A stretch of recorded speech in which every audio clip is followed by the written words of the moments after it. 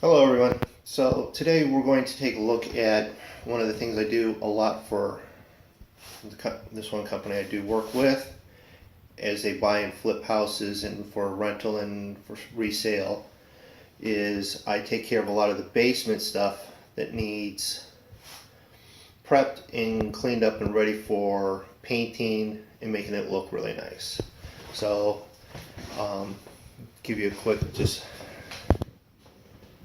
look here at the house, and sorry, it's on the phone still yet. I don't have the camera that I want for this yet. So as you can see, they've redone the kitchen and it looks really nice, and everything's painted upstairs, and this is kitchen and dining room area. So let's go downstairs and take a look. Okay, so as we go downstairs here, already seeing that they've painted some, and I have some stuff down here, and some stuff is left by other contractors and workers that they have for them to as storage while they're working upstairs, and I get to do final cleanup on it.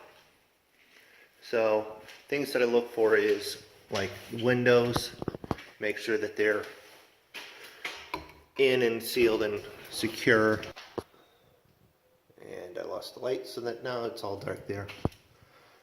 And you can also, what I'm looking for is excess wiring, old cable wires, actually old knob and tube wiring, which I don't see here, so I can't show you that. But we're just taking a look around. What I'll do is also pull like extra smoke detectors, bases, screws and nails that are left from other things that folks had put in the house. This I'm going to actually tighten it up. We are in Ohio, so one of the things that I'm going to show is the rim joist, which is what goes around the bottom edge of the house. It's just a 2x10 normally, or 2x8, one or two of them, and that is the only thing right up in there between you and the outside cold. So it's not required everywhere, but what we do, they want me to do here for this company, is we put insulation in there. Helps keep the basement overall warmer, and then if worst case scenario, it keeps your pipes from freezing. One of the things that they also do is they put in this PEX plumbing here that you can see, plastic. Even if it gets cold enough to freeze, it will expand just a little bit so it won't break. I'm looking for,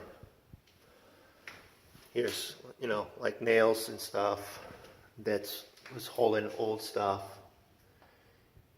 and anything else that I see that I need to take out. Not sure what that was for, but we'll take and remove it. I'm also just looking to make sure that, the electrician got in here and then, made sure everything was tidy and pulled up or repaired to what they want done for here. So this is what I do for that, and I'm going to do some of the cleanup and stuff, and I'll check back with you later.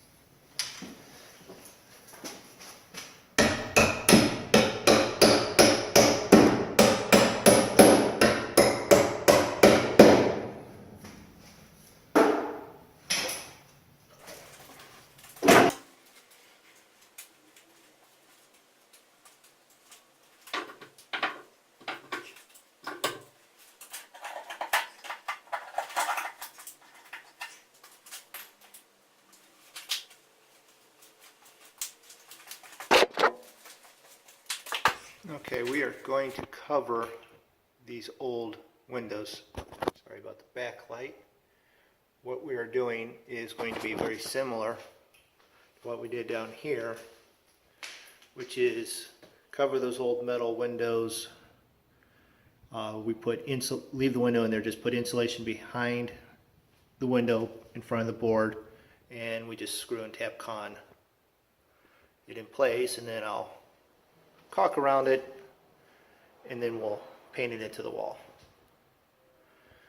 What I'll show you over here is steps needed with this dryer vent needs to go in there also. So the first thing I'm going to do is temporarily put this board up in place, and then we'll be there. All right. Okay, so as you can see, stuff happens like it normally does on a job, and I forgot to come back and record finishing installing this with the insulation in it and putting the hole in for the dryer vent. But as you can see, it's done. Even ran around and caulked the edges, which I tend to do, just finish the air gap and stuff so there's no air coming through. You have the insulation in there. Also got this all clean and ready to start spraying the paint onto the ceiling surfaces. What I'm going to try and do is set up so I can record it, but as you're spraying, you'll be caught, a little bit of a mist, and it covers everything with the sun. So we're going to see how well the camera keeps recording before it gets too messy. I'll try and keep it away from that and get you a good picture of what's going on, and then go from there. Alright, next time you should be seeing anything, it will be after the fade, and I'll be in the funny white suit and ready to start spraying. Okay, so let me show you what we got going on here. Obviously I have the sprayer set up. I've got our paint that we're spraying, and I've got a waste bucket. Now I know I'm going to probably get asked or told that I'm incorrect by doing it this way, but this is the way I do stuff, and it turns out looking really nice, so I just keep doing it the way I do. I can put the waste for priming your bucket into the bucket. I put it into a waste bucket, as I call it, because it's the start of priming the machine. I've got water in there. I put extra water in that so that it doesn't just become a mess. I can rinse it out. Just seems simpler than having all that paint on a second pick tube. So I'm all set up. I'm going to try and set you up over there so that you can see what I'm doing over here without too much overspray getting on the lens, which I can clean off, but it's just difficult, and let's try and keep as little cleanup as necessary. So let me see if I can get you a nice display of what's going on.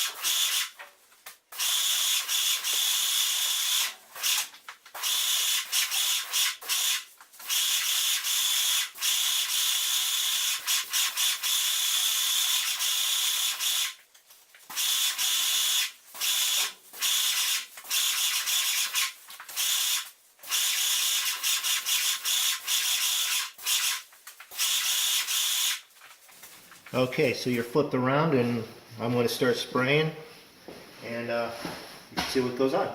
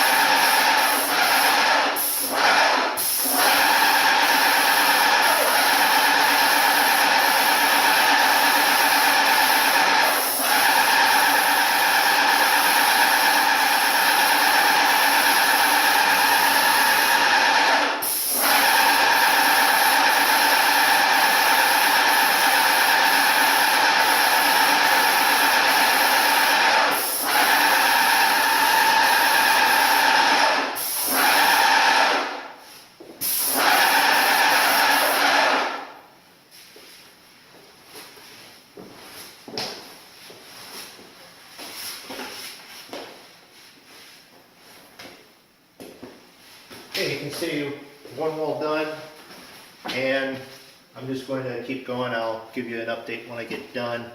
Pretty simple, just make sure you overlap as you go through. Someday here shortly I hope to set you up so that I can show you close what's going on with the spray and how I spray. So catch you in a few minutes. Okay, and we're back. I've sprayed all the walls. We'll just take a quick gander around. Obviously the ceiling stuff is still wet, so I'm not cut in, which is edge up to the dark gray. It's called Gauntlet Gray, with the wall color, which is Universal Khaki, just in case anyone's curious or actually guessing. So I've gone around, I've done all the walls. I've painted our posts so that they blend in with the walls and our waste stack and stuff, so it's looking pretty good. So that's what we look like right now, and then I'm going to take a break here, you know, real quick, and let this set up and dry enough so I can come back and catch those edges and just check for any other touch-up things that I need to check for. So that's what it looks like after most of a day of spraying and sealing and walls. Alright, catch you in a few moments. Okay, welcome back. It's the next day, everything's taking time to dry, and I'm ready to do my cut-in portion, which is, you know, just putting the edges and everything. Let me flip you around here and show you where we're at. Okay, and I did go back through the video, and one of these I had seen where it hadn't been painted, and I actually checked and caught it yesterday before I even saw the video. So anyone that sees it here just previously a few minutes ago, I did catch that. But what I'm talking about is like this area here. I'm going to cut that in so it's all up to that level, and then do all the little rest of the touch-ups that I see. But we have a dry basement now. I'm going to be painting the floor. First thing I'm going to do is pull all of that stuff out of the way and then paint that, let it set up while I catch all of my stuff on the steps, get it ready to go, paint the edges and everything. That way all we have is the step coming up, and then I'll put the appliances back reattached on the dry floor, and then we'll paint ourselves up and out the door. So I'm not sure how much of that I will catch or be able to catch, but in the end I'll give you an end look at it. So this is the last time that this floor will be probably seen this way. So catch up with you in a few minutes. Welcome back to the wrap up on this basement. You can see that after letting this sit for a day and a half, almost 2 days, the paint is completely dry. The floor looks really good. When painting concrete, you want to be careful to not look at it as drying, because it's porous and it dries at different spots. It looks very blotchy and like you didn't paint it very well at all. Let it dry and it turns out looking like so. See, the walls look nice. It's a very nice sort of livable, usable, clean space for basement, which makes them very nice and appealing to tenants and prospective buyers when you're selling a house, so, or renting. So if you have the time to do it in your own house, I would suggest doing that also, because just take a quick gander. It looks really nice. So this is a wrap up on this one. I'm headed to one here actually later today. I'm getting my stuff over there, and I'm going to start doing stuff there like I did here. So we'll let you see some of that in another videos later on, and you have a nice day, and thanks for watching.